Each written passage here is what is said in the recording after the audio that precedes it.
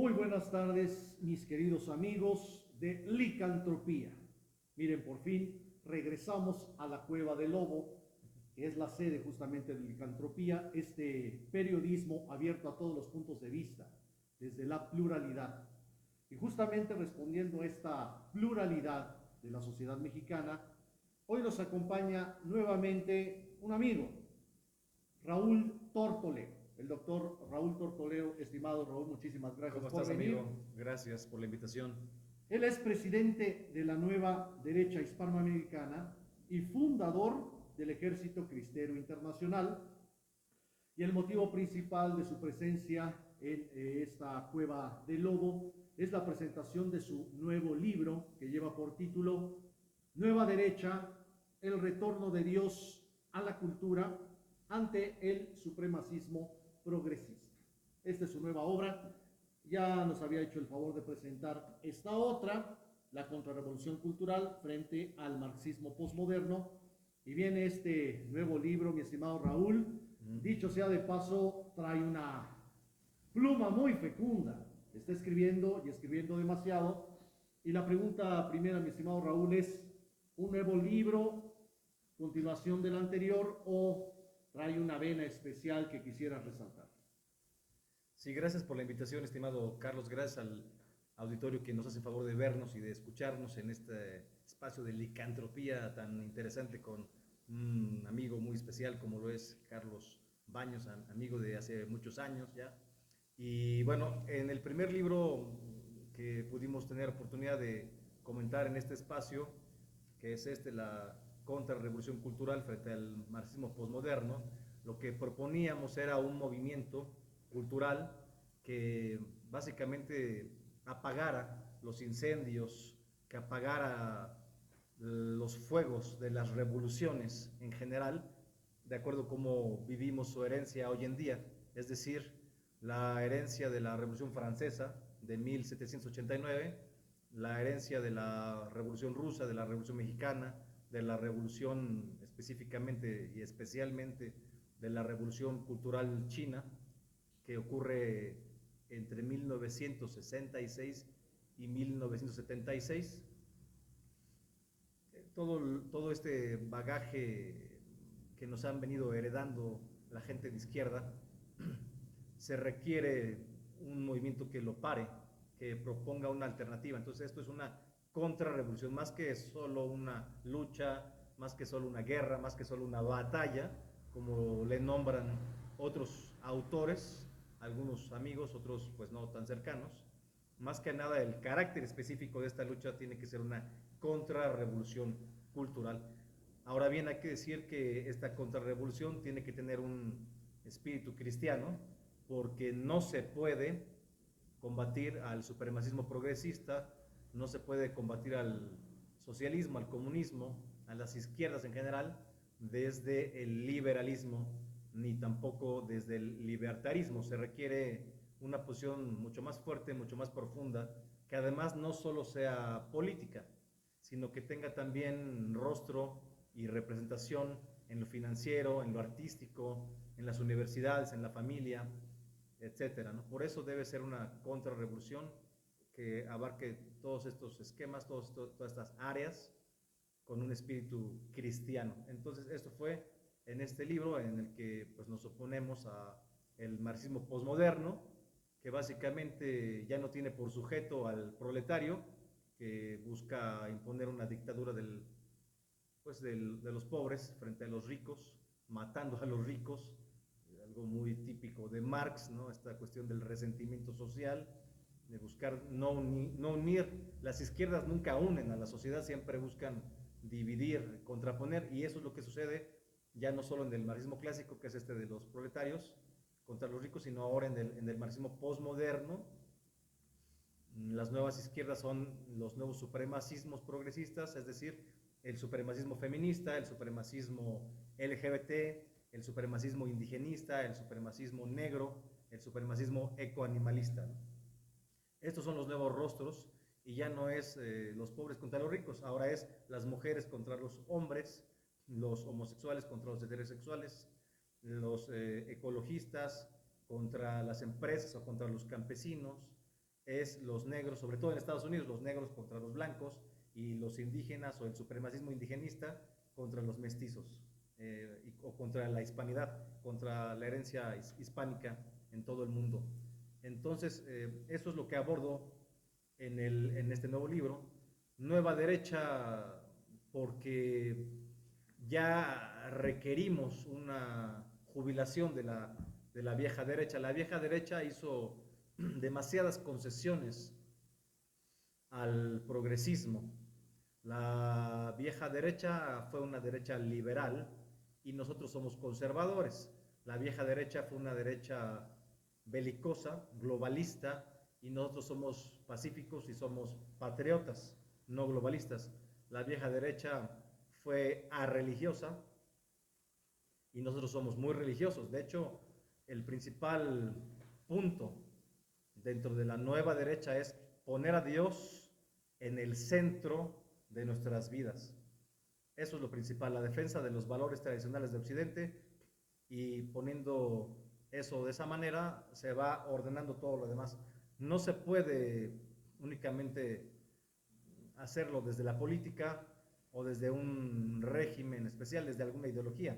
Hay que recordar que ser conservador es estar libre de toda ideología, porque el conservadurismo no es una ideología, es estar regidos por los valores religiosos, básicamente.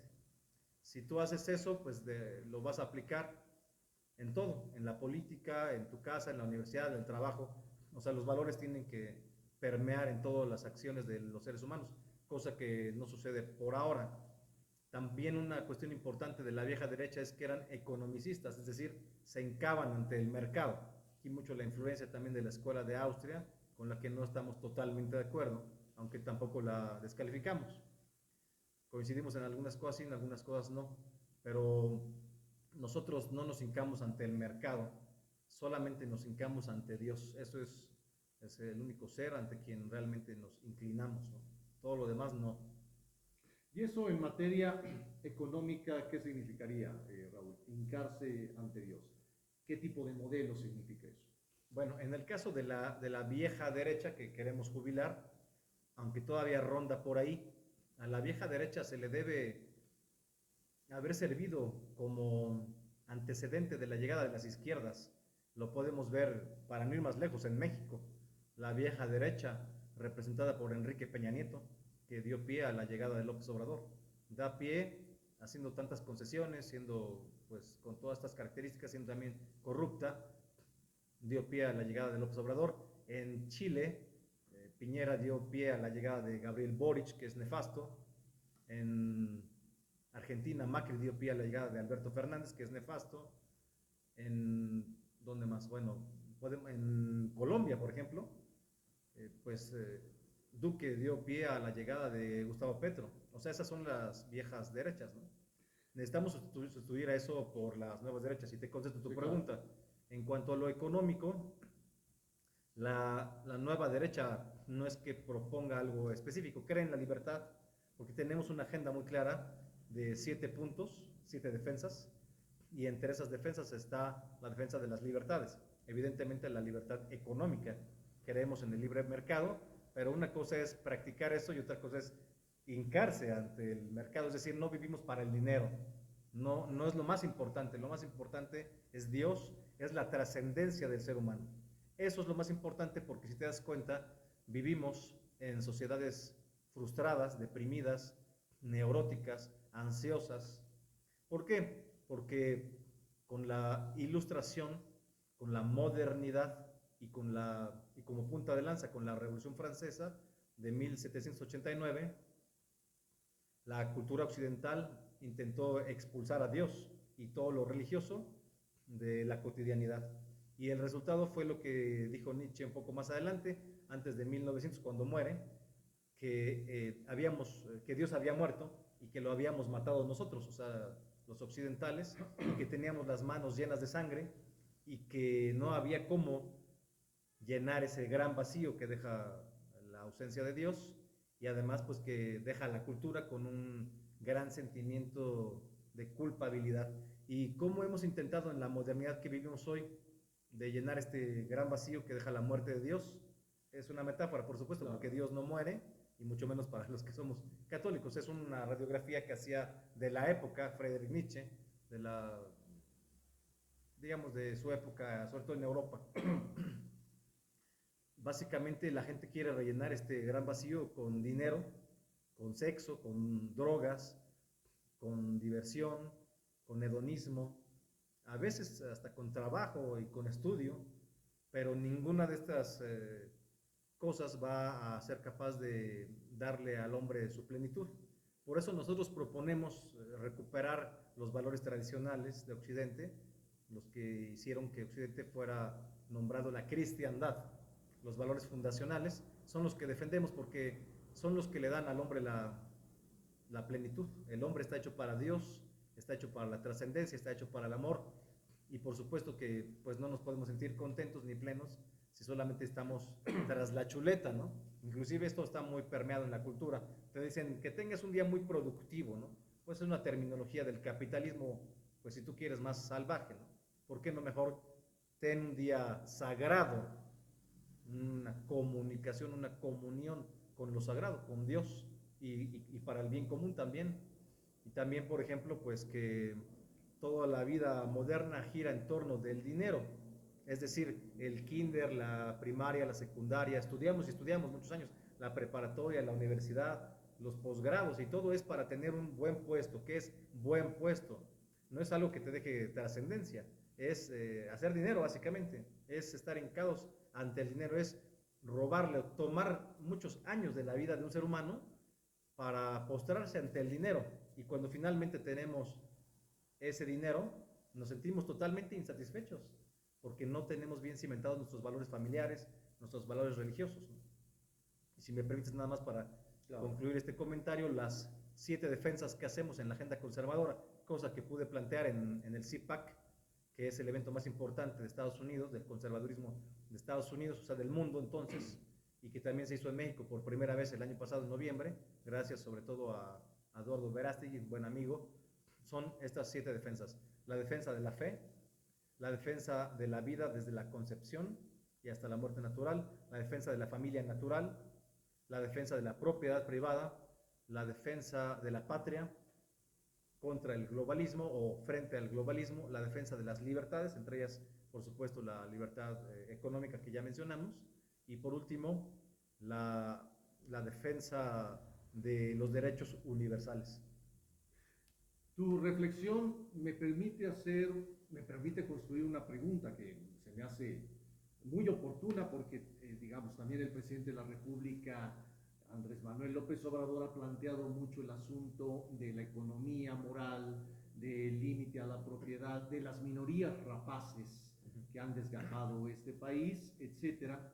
Y se me antoja hacerte una pregunta, Raúl, con respecto a la propiedad. ¿Tendría que haber un límite a la propiedad privada? Quiero que me sigas la reflexión. John Locke. Cuando unas personas aumentan demasiado su propiedad, otras ven menguada, vulnerable o reducida su libertad, al grado incluso de poder llegar al esclavismo, Bueno, que es además ha sido una experiencia histórica, al grado de que inclusive los seres humanos se consideran propiedad, es el esclavismo. claro. Algunas versiones del capitalismo, tú lo sabes, ven justamente también al asalariado como un nuevo esclavo. Aquí la pregunta fundamental sería, desde esta nueva derecha que tú nos estás planteando, ¿tendría que haber un límite a la propiedad? ¿Tendría que imponerse a la propiedad privada una especie de función social? ¿Habría que hacer de la propiedad privada, como dice la doctrina social de la Iglesia Católica, había que ponerla en función del bienestar colectivo, no hacerlo como un absoluto, un nuevo absoluto, la búsqueda, como tú bien lo dijiste, del placer de tener y tener un límite en la función social? ¿Qué opina en específico de este pensamiento de nueva derecha con respecto a la libertad? ¿Hay que ponerle algún límite? ¿Hay que ponerle en función de algo más? Muy buena pregunta, un poco complicada para contestarla en poco tiempo, pero vamos a hacer la lucha. Básicamente, en la nueva derecha lo que proponemos es que haya libertad económica y que no haya límites a la propiedad. No creemos en la redistribución de la riqueza, mucho menos si es por un método violento, pero tampoco por un método como el que usa López Obrador, Petro y Boric, que es el socialismo blando, es decir, este sistema político que, pues, a diferencia del marxismo clásico, no llegan al poder con las armas, sino a través del voto, llegan, digamos, legalmente, pero de inmediato empiezan a hacer trampas, a hacer cuestiones corruptas para irse perpetuando en el poder, cosa que hizo Evo Morales en Bolivia, cosa que hizo Rafael Correa en Ecuador, que está haciendo Daniel Ortega, en fin, ¿no? Que son, pues, ejemplos de sátrapas de izquierda que se van quedando. En el socialismo blando se trata de crear una nueva clase social que vive del mega asistencialismo, ¿no? Entonces, inclusive un límite de esto, una cuestión escandalosa, es lo que fue a decir Gustavo Petro en la ONU hace poco, a lo que yo le llamo el narcosocialismo ecologista. El señor dice, ya fracasó la guerra contra las drogas, ha fracasado totalmente porque ahora hay más tráfico y más drogadictos. Entonces, la solución que él propone es la liberalización de la producción, de la distribución, de la venta y del consumo de la cocaína. Específicamente de la cocaína, pues es el producto nacional, por desgracia, de Colombia, de nuestros hermanos tan queridos colombianos. Y con el dinero que se recaude de todo este mercado libre para la cocaína, no podía perder la ocasión el señor Petro de dar cheques a todo el mundo, ¿no? O sea, comprar a la gente, de tener capital ilimitado, ¿no? Fondos ilimitados, por eso decimos mega asistencialismo como característica principal del socialismo blando, ¿no? No es la única característica, pero es una muy fuerte, ¿no? Y además le digo narcosocialismo ecologista porque la parte ecologista viene con que de esta manera, al permitir la libre circulación de la coca, pues ya no se tendría que fumigar el Amazonas, entonces se salvaría el Amazonas, imagínate nada más. Y todavía le aplaudieron en la ONU, ¿no? Ahora bien, hay que pensar que esta redistribución también la proponen de muy diversas maneras. López Obrador también fue a la ONU a hacer también el ridículo, igual que Petro, también le aplaudieron, pero menos. Fue al Consejo de Seguridad de la ONU, esto fue, si no me equivoco, en noviembre del 2021, y ahí propuso un Estado mundial. Imagínate tú, es el sueño de los globalistas, porque aquí se las da de soberano, de soberanista, y habla de los gringos, ¿no? Que nos van a invadir y que de ninguna manera puede permitir que el ejército norteamericano se dé la mano con el mexicano en un acuerdo pacífico para combatir a los narcos, ¿no? ¿Cómo va a ser que se metan aquí el ejército norteamericano, ¿no? Es mejor que estén los narcos a sus anchas, ¿no? Él piensa que eso es el soberanismo, pero al mismo tiempo que dice este discurso, pues, trasnochado y anti-yanqui, va al Consejo de Seguridad de la ONU a proponer un Estado mundial y que se le pase la charola a los 1000 más ricos del mundo y a las 1000 empresas más ricas del mundo, además de que los países del G20 aporten una cantidad también, y con eso tener un fondo para resolver, según él, la pobreza de los pobres en todo el mundo, ¿no? O sea, esa redistribución es pues algo a lo que nos debemos oponer, porque la propiedad de las personas no se puede tocar, es el sudor de tu frente. No estoy pensando en los dueños del dinero, en el Big Money, Big Pharma, Big Food, Big Tech. No estoy pensando en esas élites globalistas que son los dueños del dinero. Estoy pensando en tu familia, en mi abuelo, en nuestros tíos, en los adultos mayores que ya trabajaron y merecen un respeto, nada de que les van a cobrar más impuestos y esos impuestos se los van a dar en un cheque a los huevones que están cobrando en el gobierno. A eso aspira el gobierno, a tener una nueva clase social que nada más cobre. Y si te fijas, nunca apoyan a las familias naturales. Dan cheque para los ninis, para los niños, para los ancianos, para estos y para aquellos, pero nunca para una familia que tenga hijos. Siempre de otra manera. Y nada, por último, la nueva derecha, al ser una derecha religiosa, no liberal, sí se basa mucho más en la doctrina social de la iglesia, por supuesto, y como tú bien dices, ahí se habla de la propiedad privada como respondiendo a un concepto muy importante que es, número uno, el bien común, y número dos, el destino universal de los bienes. Es decir, si tú tienes muchas casas grandes, bien habidas, o sea, no ganadas con corrupción, son tuyas. pero la invitación es a que compartas esas propiedades que la gente también pueda gozar de ellas, que no te encierres, que sirvan para la gente, ¿no? Y yo creo que eso es una posición justa, pero que llegue el gobierno y te expropie, como ya lo hizo López Obrador en estos trenes del sur de la República, pues eso es una agresión, eso se llama socialismo. Tampoco es cierto que haya nacionalizado el litio, porque lo que hizo fue estatizar el litio. Si lo hubiera nacionalizado, podrías tú y yo podríamos invertir, como mexicanos que somos, podríamos invertir en el litio, pero no quiere ver manos mexicanas tampoco. Entonces lo que hizo es estatizar el litio. Es un régimen socialista. Claro. Fíjate qué buena reflexión acabas de hacer y me permites hacer la siguiente pregunta, que es muy concreta. Entonces, desde el punto de vista de la nueva derecha, ¿cómo hacerle en una sociedad tan desigual como México para sacar de la pobreza a los pobres? Es decir, serían programas filantrópicos, ya vimos que rechazas tajantemente los programas sociales clientelares del actual gobierno, del estatismo en general. Entonces, ¿cómo sería sacar a los pobres de su situación de pobreza desde la nueva derecha? Porque te voy a decir, estimado Carlitos, que nunca vamos a acabar con la pobreza dándoles cheques, porque lo que hace es que la gente se hace más huevona, con todo respeto. O sea, está recibiendo en una casa donde viven amontonaditos 15, 20 personas, ¿no? Una familia pues normal, y todos reciben cheque. O sea, hay ahí unas 8 o 9 madres solteras, reciben cheque. Los niños reciben cheque. Algún niño que ande por ahí recibe cheque. Los viejitos reciben cheque. O sea, todo el mundo recibe cheque. Entonces, ¿ya para qué trabajan? Lo que está creando es esta clase social que está dispuesta a hacer lo que sea, ¿verdad? Por defender al gobierno, por defender en este caso al partido oficial, a Morena, salir a golpear, salir a vandalizar, ir a las marchas, inclusive a lo mejor hasta algo violento, matar gente, no sé si hubiera alguna cuestión de tomar las armas, ¿no? O sea, están generando una lealtad comprada que es muy peligrosa para la democracia. La forma de ayudar a los pobres a que realmente salgan de la pobreza es prestarles dinero para que pongan por ejemplo un abarrotes. En este sexenio no se está fomentando eso, para que pongas un abarrotes, para que pongas una peluquería, una estética, para que pongas una cafetería, una fonda, para que pongas un negocio. De esa manera ya no tienes que estar dependiendo del gobierno. Y cuando ya acabó el sexenio, pues tú ya pagaste lo que debías y ahora tienes un negocio que sí funciona.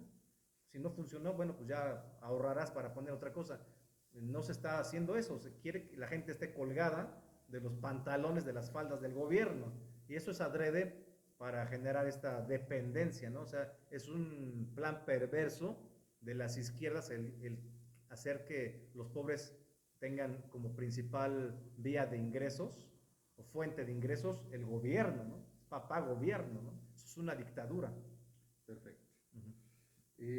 Pasemos a una siguiente pregunta, aprovechando que estamos en junio, que digamos dentro de este oficialismo al que tú te refieres es el mes del orgullo LGTBQ+, etc. Todo eso, sí. Te seguimos en las redes, al igual que a muchos otros activistas de izquierda y de derecha, y te hemos visto muy crítico con respecto a este bombardeo que se hace de los símbolos, de los lemas, de los logos, de las consignas, justamente del movimiento de la diversidad sexual. Sobre todo, te molesta mucho cuando se hace con recursos públicos desde espacios públicos. Claro. Por favor, desarrolla. Porque, pues, ¿en qué parte de la Constitución o en qué ley vigente está que se usen nuestros impuestos para apoyar a un movimiento de hegemonía cultural homosexual? Es decir, para homosexualizar a la sociedad. ¿En qué ley está eso? ¿Cuándo votamos por algo así, no? Hay un 5 o 10% cuando mucho de homosexuales en el país que merecen respeto, que están en su derecho de ser homosexuales. Eso es su problema, ¿no? Eso es importante que lo digas. Lo aclaro, reconoces claramente como seres humanos con sus derechos, sí, a su preferencia. Totalmente. Que no sean agredidos. No hay que respetarlos. Que sean respetados. Eso es muy importante porque Claro, luego por ahí viene el ataque sí. a la derecha, ¿no? De homofobia, los que pero discriminarios. No hay, bueno, que no hay nada de eso. Puede alguien, José, Juan, Juana o quien sea alguien en lo especial, en lo personal puede caerme bien o caerme mal, pero no tiene nada que ver con que sea con quien se acueste, ¿no? O sea, la cama se queda en la cama, no hay que llevarla al Congreso y no hay que llevarla a la política, pues tú te acuestas con quien tú quieres, ¿no? Ya, pero te voy a decir que usen nuestros dineros para apoyar a un grupo específico, está muy mal. Está muy mal, eso es apoyar el supremacismo LGBT. Lo hace Claudia Sheinbaum. El año pasado nosotros fuimos al Zócalo, estábamos rezando el Rosario de Hombres, que es una iniciativa internacional, y ahí estaba este carnaval, por decirlo de una manera, y las banderas que puso Claudia Sheinbaum eran de 100 metros por 100 metros, tanto en un edificio del Palacio del Ayuntamiento, pues, como en el otro, son dos edificios, ¿no? Sí. Y en uno tenía del falso arco iris y en otro de la cuestión transexual. ¿Por qué falso arco iris? Porque el verdadero arco iris,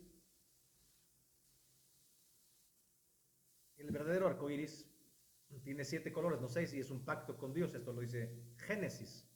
Y estos señores que también dicen que es de la diversidad, pues es una mentira, porque ¿cuál de los colores del arco iris representa la heterosexualidad? Yo no veo que haya ningún color que me represente a mí. Entonces, en su gran diversidad, pues yo no estoy incluido. Los heterosexuales no estamos incluidos. Nosotros somos más bien cercanos. Perdón. Sí, adelante, adelante, no hay problema. Porque estamos en una transmisión continua en vivo y siempre la discusión y el intercambio de ideas se presta a eso, ¿no? Somos cercanos al orgullo heterosexual. Perfecto. Que también es un movimiento internacional. Entonces, por ejemplo, cuando Zoe Robledo pone bajo el logotipo del IMSS en cualquiera de las clínicas esta bandera LGBT, pues ¿con qué permiso lo hace? ¿En qué ley se basa? ¿No? Yo creo que todo lo que hace un funcionario público tiene que ceñirse a la ley, o sea, no puede hacer lo que se le ocurra, ¿no? Si fuera budista, a lo mejor pondría algo de un Buda o no sé, ¿no? Pero si fuera cristiano, si fuera representativo este gobierno, pondrían un Cristo, porque en este país hay un 88% de cristianos, ¿sí? Y pues no sé por qué ponen esa bandera homosexual con nuestro dinero, porque además de eso también vemos, por ejemplo, el Banco Santander también puso en su logotipo esta cuestión homosexual, a espaldas de sus cuentavientes, aquí sí, cuentavientes, porque no veo que les hayan tomado la opinión y tampoco tiene uno que, si tienes tu dinero en ese banco, a lo mejor no quieres que sea usado para apoyar esa hegemonía cultural. ¿Por qué? Porque no apoyan a Jesucristo. Está el mes, en julio también para los católicos es el mes del Sagrado Corazón de Jesús. ¿Por qué no mejor ponen un Cristo? Si fuera Morena, si fuera López Obrador, Zoe Robledo, realmente representantes de lo que realmente es el pueblo de México, pondrían un Cristo o pondrían una Virgen de Guadalupe, porque pues hay una mayoría católica, mayoría cristiana. Y por ejemplo, por último, el Club América, el Club de Fútbol América, también puso en su logotipo esta cuestión de los colores supuestamente del supremacismo LGBT. También a espaldas de la afición, porque pues yo no veo que los tomen en cuenta. No sé si todos los aficionados a la América quieran promover la homosexualidad. O sea, como por qué habrían de querer eso, ¿no? Y además, ¿qué tiene que ver el gobierno? O sea, ¿qué tiene que ver el IMSS, en el caso de Zoe Robledo? ¿Qué tiene que ver el derecho a la salud? O sea, que el gobierno garantice la salud. Un instituto de salud, ¿qué tiene que ver con promover una hegemonía homosexual? No tiene nada que ver. ¿Qué tiene que ver el fútbol, en el caso del Club América, con promover la hegemonía homosexual? Y en el caso del Banco Santander también, y bueno, y muchísimas marcas más, ¿no? Claro. Fíjate que yo he estado platicando con algunos amigos al respecto, que es muy complicado, ¿no? El manejo del espacio público y los símbolos privados.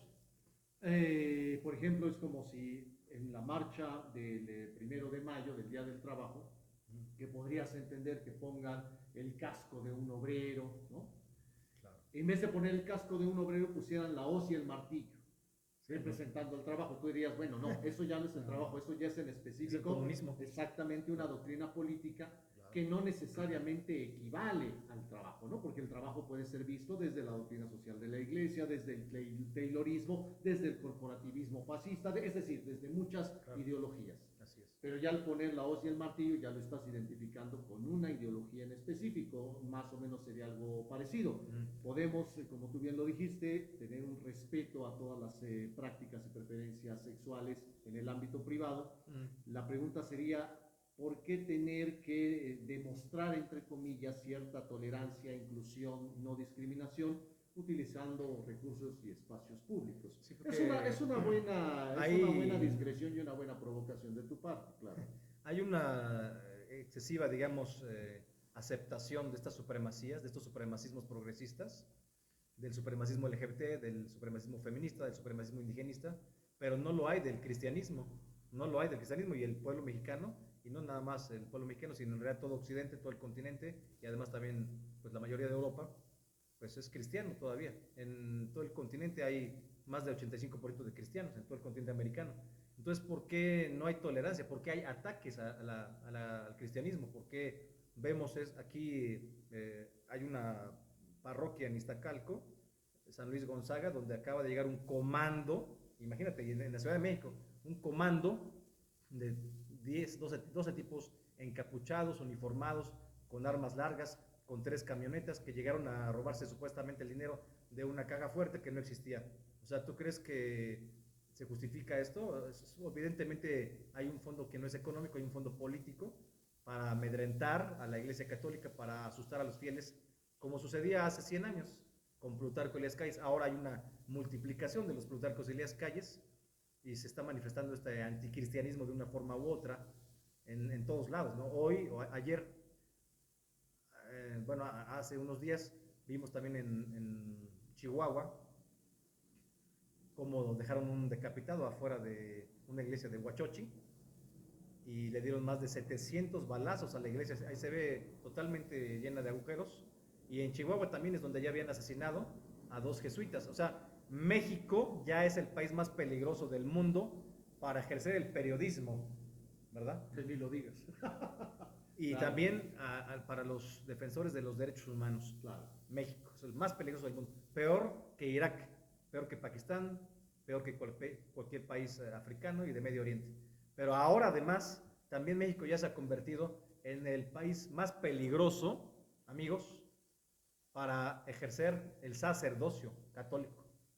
Porque ¿Más que Nicaragua? Más que Nicaragua, porque pensamos mucho en Nicaragua, en cómo han corrido gente, han cerrado iglesias, Han encarcelado los han expulsado. a Monseñor Rolando Álvarez, lo tiene ahí medio, pues sí, como secuestrado, detenido, en fin. Pero en México ha habido 9 sacerdotes asesinados en lo que va del sexenio, que eso supera en muertes a Nicaragua. O sea, está peor México que Nicaragua en cuanto al respeto a la libertad religiosa. Vamos, no es un favor que nos haga el gobierno, es un derecho humano, un derecho universal, la libertad religiosa, que está siendo atacada. ¿Cuántas notas periodísticas vimos de este comando que atacó esta parroquia en la Ciudad de México, en Iztacalco, en la colonia Reforma Iztaccíhuatl? ¿Cuántas notas periodísticas hay de eso?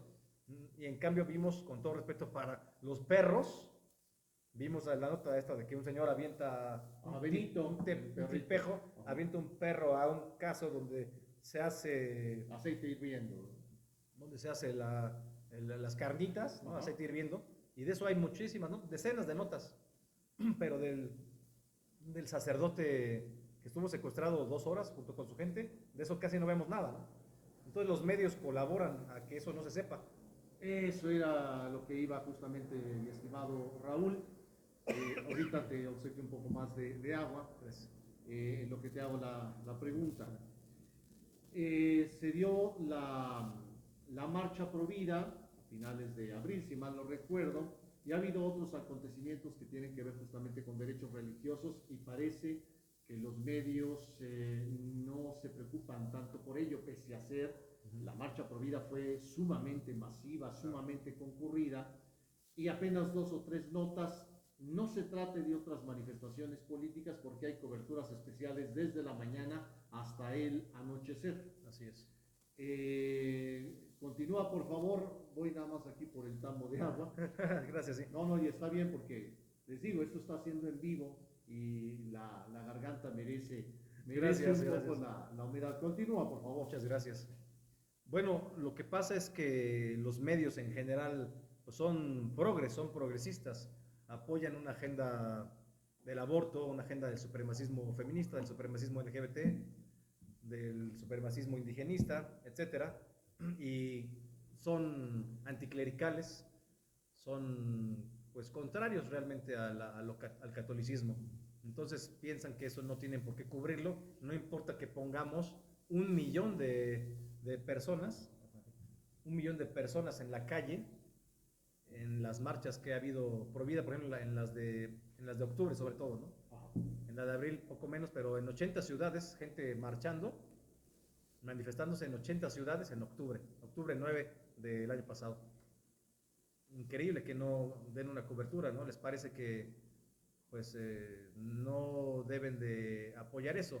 Son progres, piensan que es un derecho humano el asesinar a un niño en el vientre de su madre, convirtiendo al vientre de la madre en el lugar más peligroso del mundo, cuando debería ser un santuario, y estamos llegando a un punto realmente de una sociedad decadente, sin valores, y esto beneficia, y lo digo en el libro, a la hegemonía china, a la hegemonía del dragón rojo, llamémosle Eurasia porque es la fusión económica, militar, financiera de China y Rusia. Eurasia es un concepto que lleva muchas décadas, pero me estoy refiriendo, estamos trabajando el concepto de Eurasia bajo la visión de Alexander Dugin, este filósofo político, asesor de cabecera de Vladimir Putin, que propone esta fusión y quieren pues tener una hegemonía que sustituya la hegemonía de Estados Unidos, de la OTAN y de Europa.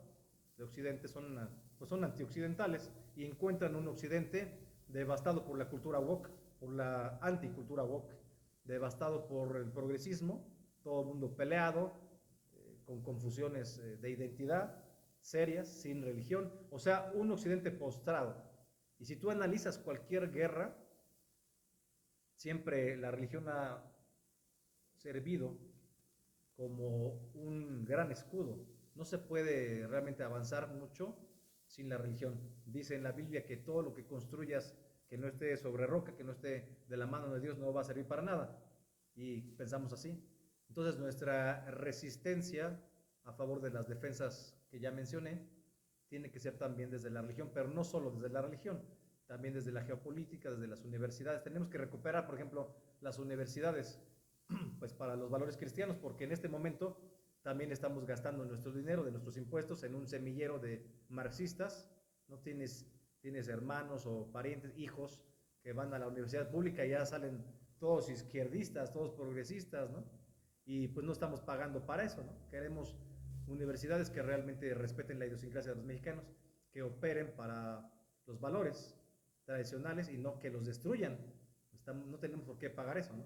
Hay que exigir esta recuperación de las universidades públicas también.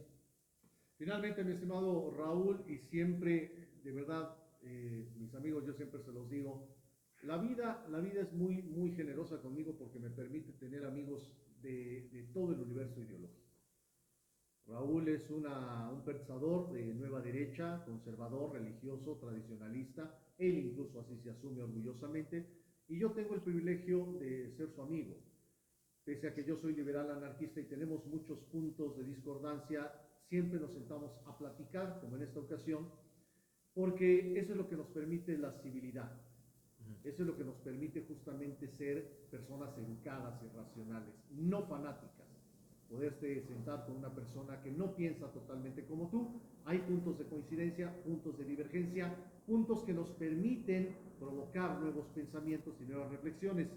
Y la última pregunta que te quiero hacer, mi estimado Raúl, es de la última vez que nos vimos a esta fecha, ya vemos que dentro de la clase política hay reacciones claras y adversas justamente a la ideología de género, este supremacismo ideológico al que tú te refieres. Tenemos diputadas como Teresa Castel, tenemos diputadas como América Rangel, está Gabriel Cuadri, está Yulén Rementería y otros personajes, básicamente todos moviéndose, Lili Telles, básicamente moviéndose en torno al Partido Acción Nacional, al cual tú perteneciste o perteneces. Pertenezco, sí. Todavía. Sí es. Y eso de una u otra manera, me supongo que para ti es un aliciente, saber que tus ideas ya están siendo más esparcidas, más reproducidas en una clase política que de repente parece como muy poco susceptible de influencia. Bueno, me enorgullece que estos personajes que comentas sean panistas y que pues sí defiendan los valores tradicionales.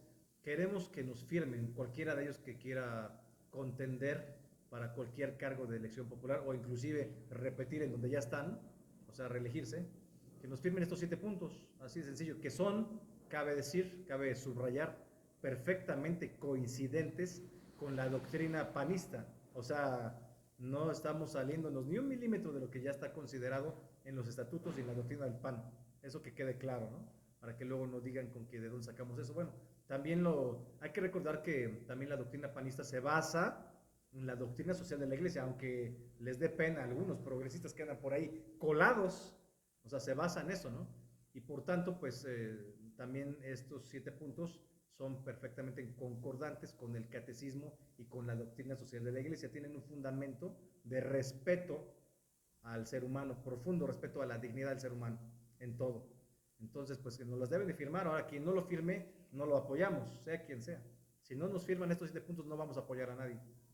Y si nos lo firman, pues por supuesto que sí lo vamos a apoyar a quien sea, ¿no? Oye, Raúl, y ahora sí que el adendum, ¿y no te han buscado dentro del PAN o dentro de estos grupos que ahorita están trabajando de la coalición Va por México para postularte o al menos proponerte como posible candidato? Mucha gente me lo dice cuando voy a conferencias, fui a León, fui a Toluca, en muchos lugares donde hemos estado. No es presunción ni es falsa vanagloria ni nada, pero mucha gente me ha dicho, usted está bueno para presidente o para senador, para diputado. Mínimo bueno, para diputado. O sea, en nuestra contrarrevolución cultural y en el Ejército Cristero Internacional, pues no tenemos la intención de buscar huesos, pero si se presta la oportunidad, sí podemos ocupar espacios, pero no es la intención básica, porque es un movimiento más bien cultural que integra también lo religioso, lo social, etcétera, pero no es nada más para buscar un cargo. Ya hay muchos candidatos que con que nos firmen esos 7 puntos es suficiente, y nosotros a lo que aspiramos es a generar cuadros que puedan ocupar esos espacios, ¿no? Por ejemplo, el otro día me escribió alguien de Puebla eh, y me dijo, yo me reconozco también como nuevo cristero y queremos hacer esto y esto y esto, y al último me dice, y que viva Cristo Rey.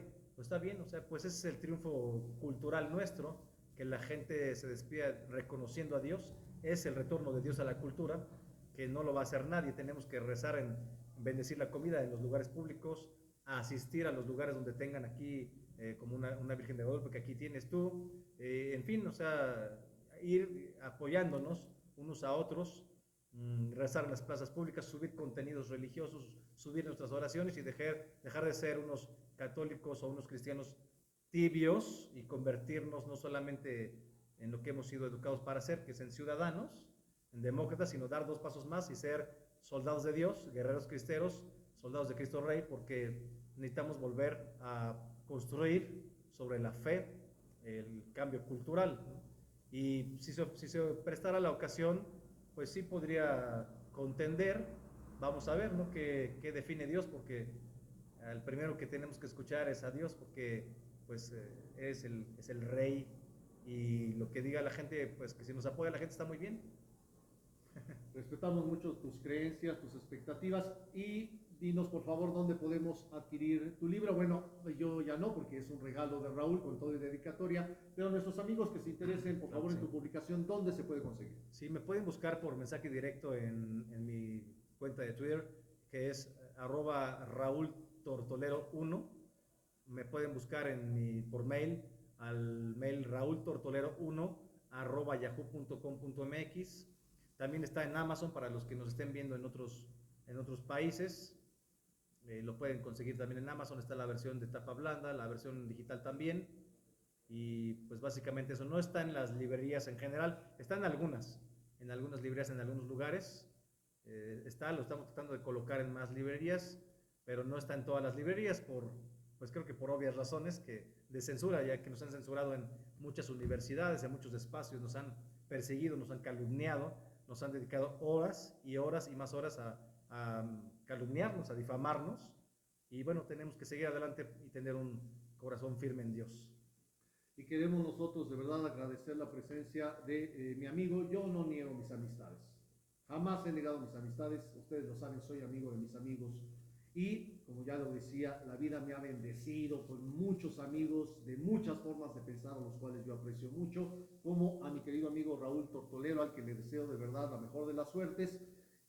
Por supuesto que les recomendamos esa lectura. Hagan ustedes una lectura crítica, por supuesto, una buena experiencia con respecto a la nueva derecha, una nueva derecha que por lo general está soterrada en México, no por falta de producción, sino más bien por falta de divulgación. Por eso nosotros abrimos estos espacios, porque a nosotros lo que más nos molesta, Raúl, es la censura.